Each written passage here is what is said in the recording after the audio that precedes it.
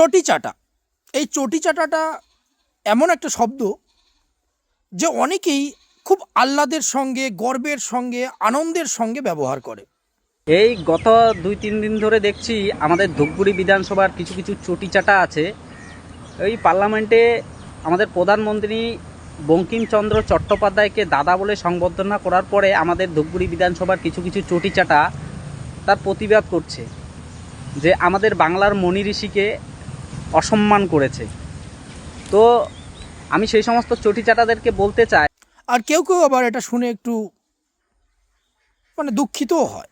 যারা আনন্দের সঙ্গে ব্যবহার করে তারা কেন আনন্দের সঙ্গে ব্যবহার করে, এর কারণটা হলো তারা 2 লাখ 2.5 লাখ টাকার বুট চাটে এবং পিওর চামড়ার বুট চাটে। এই কারণে তাদের মনে এতটা আনন্দ, এতটা গর্ব, এতটা আহ্লাদ। আর আক্ষেপের কারণটা বলছি যে তাদের কাছে এই চটি চাটা শব্দের আক্ষেপের কারণ কী ছিল, কেনই বা তারা আক্ষেপ করে এই বুট চাটা শুরু করলো। কারণ দেখুন, ওই বুটের নিচে অনেকটা এরকম গর্ত গর্ত টাইপের কিছুটা থাকে, যেটা যাতে স্লিপ না করে এই টাইপের। আর ওখানে কিন্তু প্রচুর গু গোবর আটকে থাকে। তো বুট চাটার সময় কিন্তু সেই মশলাপাতিগুলো এই বুট চাটাটা ভালোই পায়। এই কারণেই সেই জিনিসটা চটিতে কিন্তু পায় না, কারণ চটিটা বেশিরভাগ চটিই কিন্তু ওই স্লিপ আটকানোর জন্য সেই জিনিসগুলো অতটা সেভাবে থাকে না। তাই তাদের মনে কিন্তু ভীষণ দুঃখ। এই জন্যই তারা এইভাবে অন্ধের মতো বুট চাটা শুরু করলো। খুব মজায় চাটছে, চাটুক, যেখানে মাল মশলা আছে সে বুট তো চাটবেই। আর তার মধ্যে বললামই 2 লাখ 2.5 লাখ টাকার পিওর চামড়ার বুট। তো সে চামড়া তো গরুরও হতে পারে, শূকরেরও হতে পারে, বিভিন্ন ধরনের চামড়া দিয়েই তো তৈরি সেই লেদারের, একদম পিওর লেদারের এত টাকার যেহেতু বুট। আমি এক ছোট্ট ভিডিও আপনাদেরকে দেখাচ্ছি। বাংলার মনি ঋষিকে অসম্মান করেছে। তো আমি সেই সমস্ত চটিচাটাদেরকে বলতে চাই, আপনারা যে দিনের পর দিন, বছরের পর বছর আমাদের বাংলার আরও একটা মনি ঋষি তো বলা চলে নাকি জানি না, 1838 সালে বঙ্কিমচন্দ্র চট্টোপাধ্যায়ের জন্ম 1838 না কত, কিন্তু 1894 সালে মাস্টারদা সূর্য সেনের জন্ম। বঙ্কিমচন্দ্র চট্টোপাধ্যায় এত বছর পুরনো, 1834 না 38, আর মাস্টারদা সূর্য সেন হলো 1894। এই ডিফারেন্সটা আছে, গুগল করে যা জানতে পারলাম। তো মাস্টারদা সূর্য সেনের জন্ম কি আপনাদের বাপ ঠাকুরদার আগের লোক নয়? তাকে কেন তাহলে আপনারা এতদিন ধরে মাস্টারদা বলে সংবর্ধনা করছেন? এই জিনিসটা না আমার মাথায় কিছুতেই ঢুকছে না। দেখলেন, এই জায়গাটায় আমি ভাই বলেই সম্বোধন করলাম। এ বলেছে যে পার্লামেন্টে প্রধানমন্ত্রী বঙ্কিমচন্দ্র চট্টোপাধ্যায়কে দাদা বলে সম্বোধন করেছে, আর সেই সম্বোধন করাটা নিয়ে পশ্চিমবঙ্গে এই মুহূর্তে রাজনীতি করছে বা রাজনীতি হচ্ছে। তাহলে আমরা বা এরা এতদিন থেকে মাস্টারদা সূর্য সেনকে কেন মাস্টারদা বলে সম্বোধন করেছে, এবং উনি এটা অনেকটা ব্যঙ্গাত্মক, বা যারা মাস্টারদা বলে সম্বোধন করেছে তাদেরকে অনেকটা ভুল আখ্যা দিয়েছে বা ভুল ব্যাখ্যা করেছে। ইনি এখানে এ কথাটাও বলেছে যে গুগল করে নেওয়ার কথা বলেছে। তা আমি এই ভাইটিকে একবার খুব সংযম এবং নম্র ভদ্রভাবে প্রশ্নটার উত্তর দিতে চাই, বা প্রশ্ন একটা করতে চাই প্রথমে, যে তুমি যে এখানে গুগলের কথা বলেছো, আসলে কি তুমি গুগল ক্রোম থেকে এই তথ্যগুলো নিয়েছো নাকি হোয়াটসঅ্যাপ ইউনিভার্সিটি থেকে? আর দ্বিতীয় উত্তরটাই আগে দিয়ে দিই, যে মাস্টারদা সূর্য সেনকে মাস্টারদা কেন বলা হয়।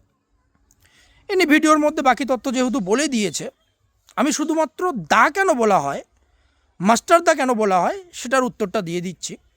যে ভাই, তুমি যেরকম করে ব্যঙ্গ করেছো তাই আমি তোমাকে সেভাবে উত্তরটা দিতে বাধ্য হচ্ছি। 1918 সালে মাস্টারদা সূর্য সেন চট্টগ্রামে ফেরত আসে এবং সেখানে ন্যাশনাল স্কুল, তারপরে উমাতারা উচ্চ বিদ্যালয়ে গণিতের শিক্ষকতা করে। এই শিক্ষকতা পেশার সঙ্গে যুক্ত হওয়ার কারণে তাকে মাস্টার বলে সম্বোধন করা হয়েছিল। এবার দা বলা হয় কেন, দা বলতে দাদা বলা হয় কেন?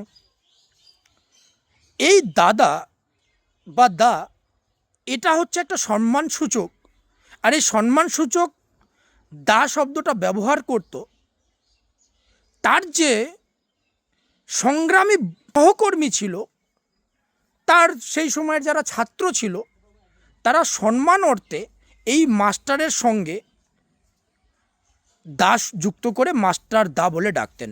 এটা একটা সম্মানসূচক, একটা সম্মানের বহিঃপ্রকাশ হিসাবে। আর তখন থেকেই মাস্টার দা সূর্য সেন কিন্তু মাস্টার দা হিসেবে পরিচিত ছিল।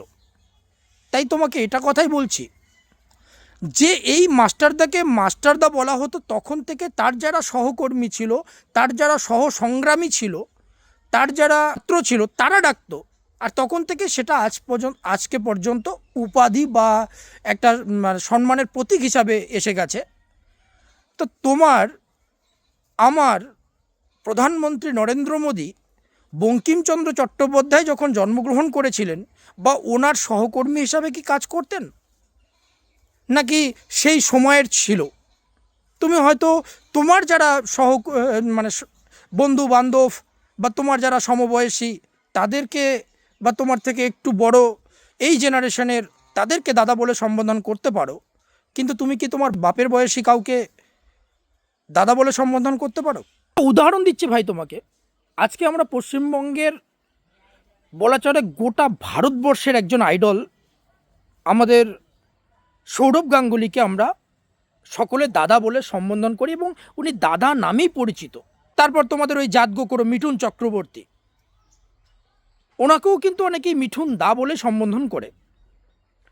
তো আজ থেকে 50 বছর পর বা আজ থেকে 100 বছর পর তোমার আমার সন্তান সন্ততিরা তারাও কিন্তু এই দাদা হিসেবে সৌরভ গাঙ্গুলিকে চিনতে পারে। আর আজকে পর্যন্ত বই পুস্তকে তোমার পরীক্ষায় তুমি যদি পড়াশোনা সেই ক্লাসটা পর্যন্ত পড়ে থাকো, তাহলে সেখানে হয়তো একটা প্রশ্ন তুমি ফেস করেছো যে মাস্টার দা নামে কে পরিচিত। কারণ এটা তার ছিল একটা সম্মানসূচক, এটা প্রতীক। তখন থেকে আজ পর্যন্ত এটা একটা উপাধির মতো হয়ে গেছে। তো তোমার কি এই কমন সেন্সগুলোর অভাব রয়ে গেছে? এই প্রশ্নটা কিন্তু ভাই তোমার কাছে থেকে যাচ্ছে। তাই তোমাকে বলছি যে জ্ঞান যদি গুগল থেকে নেওয়ার হয় তা জ্ঞানটা সম্পূর্ণ নিতে হয়। আর আমার ওই প্রশ্নটাই আবারও থেকে গেল যে তুমি হয়তো গুগল থেকে নয়, অন্য কোনো ক্রোম বা হোয়াটসঅ্যাপ ইউনিভার্সিটি থেকেই তথ্যটা নিয়েছিলে। আশা করি বুঝতে পেরেছো।